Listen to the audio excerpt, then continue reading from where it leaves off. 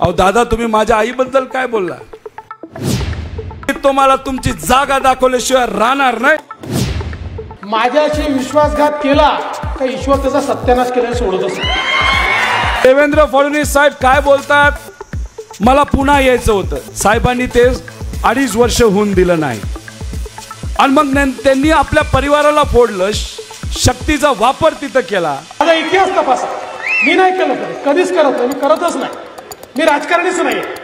त्यामुळे मला ते राजकारणातले छक्के पंजे आणि याला खाली टाक, त्याला वर कर, याला काढ, त्याला पाड, हे धंदे जीवनात केलं. दबाव तंत्राचा वापर केला आणि मग उद्धव ठाकरे साहेबांची पार्टी फोडली, पवार साहेबांची पार्टी फोडली. पांडुरंगाचा आशीर्वाद आहे. आपल्याशी खाजवलं की सत्यानाश झाला म्हणून समजा. आणि अहंकाराने एका टीव्हीवर काय म्हणतात, बघा मी पुन्हा आलो पण 2 पक्ष फोडून आलो. ह्याला अहंकार म्हणतात. दादानी असं केलं, दादानी तसं केलं. अहो दादा, तुम्ही माझ्या आईबद्दल काय बोलला? अहो आईबद्दल आम्ही सगळे भावनिक असतो. तुम्ही कोणाबद्दलही बोलला तर खालच्या पातळीवर जाऊन बोलणं हे कितपत योग्य आहे? बारामतीमध्ये दहशत आहे आणि या ठिकाणी धनशक्तीचा वापर होणार आहे असं वक्तव्य रोहित पवार यांच्या मातोश्री सुनंदा पवार यांनी सुप्रिया सुळे यांच्या प्रचार सभेत केलं होतं. यावर उपमुख्यमंत्री अजित पवारांनी प्रतिक्रिया देताना म्हटलं की मी कुणाच्याही प्रश्नाला उत्तर द्यायला बांधील नाहीये. आमच्या योग्यतेच्या म्हणजे आमच्या बरोबरीच्या व्यक्तींच्या प्रश्नांनाच मी उत्तर देईल. हे सुद्धा काम माझ्या आईली कॉलेजच्या दिवसामध्ये तिथं केलेलं आहे. अहो खरी हाड्याची कार्यकर्ते पवार साहेबांची आणि विचाराची माझी आई. लग्न झाल्यानंतर शारदानगर बघितलं, लाखो महिलांपर्यंत माझी आई पोहोचली. सामाजिक क्षेत्रामध्ये खूप मोठं नाव दिली केलं. पण जेव्हा केव्हा व्यासपीठावरती जायची तेव्हा साहेबांचं नाव घ्यायचे. अजितदादा तुमचं सुद्धा नाव ते घ्यायचे की तुम्ही तिला मदत केली. सुप्रियाताईंचं नाव घ्यायचे.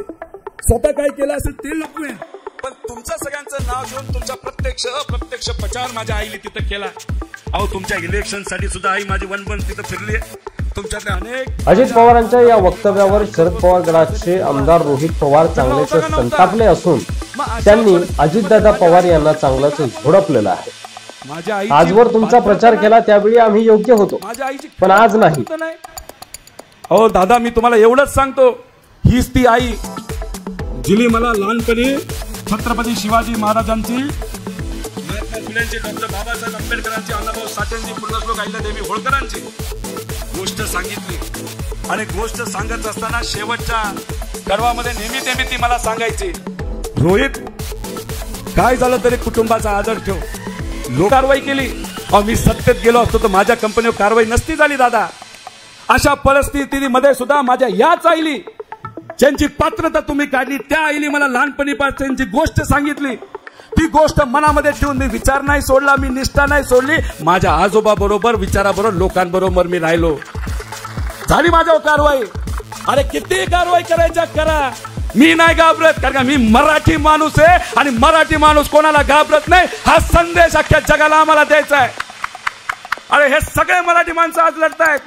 मोदी साहेब का घाबरतायत? आज मिरचीवाले, महाराष्ट्र सदनवाले, सिंचन घोटाळ्यावाले, एकाच वेळी 2-4 घरं सांभाळणारे, आदिवासी विद्यार्थ्यांच्या दुधातली मलाई खाणारे आणि मागासवर्गीय विद्यार्थ्यांच्या जेवणाचं ताट पळवणारे, हे मात्र तुमच्या लेखी योग्यतेचे आहेत का, असा परखड प्रश्न जो आहे तो रोहित पवार यांनी अजित पवारांना विचारलाय.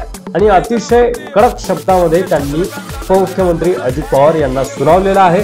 बघूयात समोर अजित पवारांना त्यांनी कशा प्रकारे असं म्हणलं की फक्त बांगड्या घातल्या पाहिजे. अहो कसल्या बांगड्या? अहो माझी आई बांगड्या घालती, माझी आत्या बांगड्या घालती, माझी आजी घालती, इथं असलेले प्रत्येक व्यक्ती बांगड्या घालती.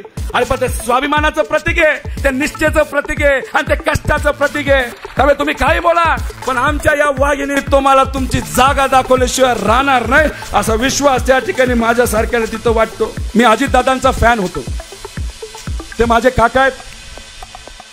पण गेल्या काही महिन्यांमध्ये ज्या पद्धतीने पवार साहेबांच्या वयावर, पवार साहेबांबद्दल ते बोलत आहेत, मला फार दुःख झालं.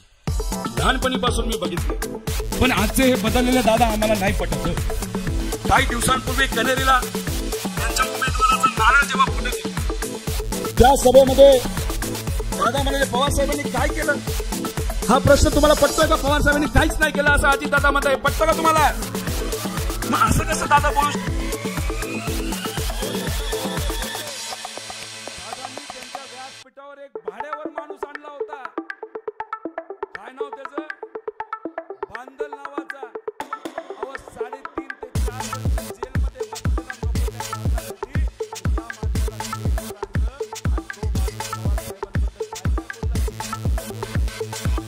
अहो या लेवलवर, अहो दादा तुम्ही आमचे ओरिजिनल दादा असते ज्याच्यावर आम्ही फॅन होतो, तर तिथल्या त्या माणसाला तुम्ही मुस्काडलं असतं असं आम्हा सगळ्यांना वाटतं.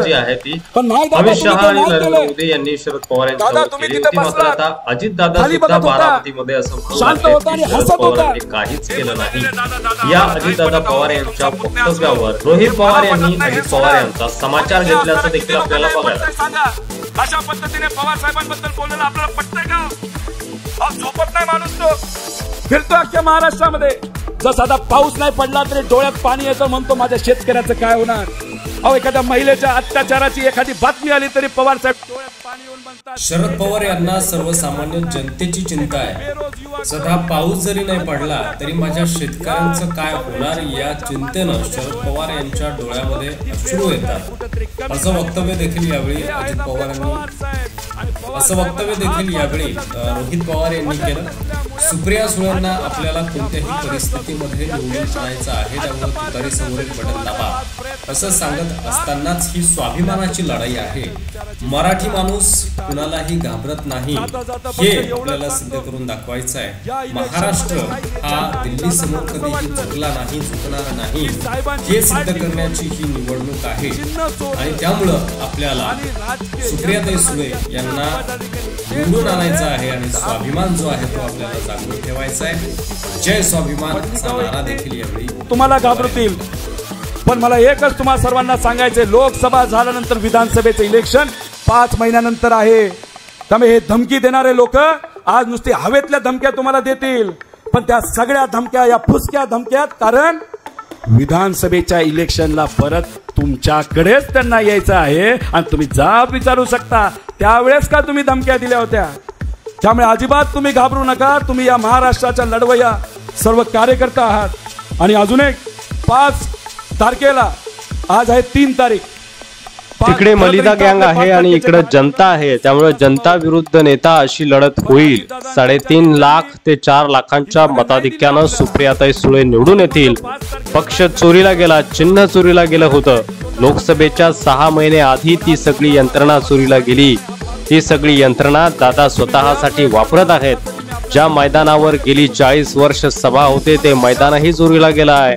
आता सगळेच चोरीला जाऊन जात असले तरी लोकांचा विचार चोरीला जाऊ शकत नाही. तोच विचार आणि तीच ताकद आणि विजय हा तुतारीचा झाल्याशिवाय राहणार नाही असं म्हणत शरद पवारांच्या राष्ट्रवादीचे आमदार रोहित पवार यांनी उपमुख्यमंत्री अजित पवार यांच्यावर निशाणा साधलाय. ते बारामतीत बोलत होते. यावेळी रोहित पवारांनी अजित पवार यांच्यावर चौफेर टीका केली. रोहित पवार म्हणाले की विचार आणि परंपरा जपण्याची जबाबदारी सगळ्यांची असते. दादा पलीकडे गेले, संपूर्ण दुनियेला माहितीये का गेले. जर दादांना साहेबांचा आवाका माहित असेल तर त्यांचा प्रश्न आहे, मात्र त्यांना आवाका खरंच माहिती असता तर दादांनी पवार साहेबांची साथ सोडली नसती. आम्ही का लढतोय हे आम्हाला माहिती आहे. ते सत्तेसाठी गेले ते त्यांना माहिती आहे. ज्या गोष्टी त्यांच्यासाठी महत्वाच्या आहेत त्या त्यांच्यासाठी लढत आहेत. आमच्यासाठी विचार महत्वाचा आहे म्हणून आम्ही विचारांसाठी लढत आहोत असं रोहित पवार यांनी म्हटलंय. तो जो पुरुष कार्यकर्ता काय कृत्य केलं माहितीये,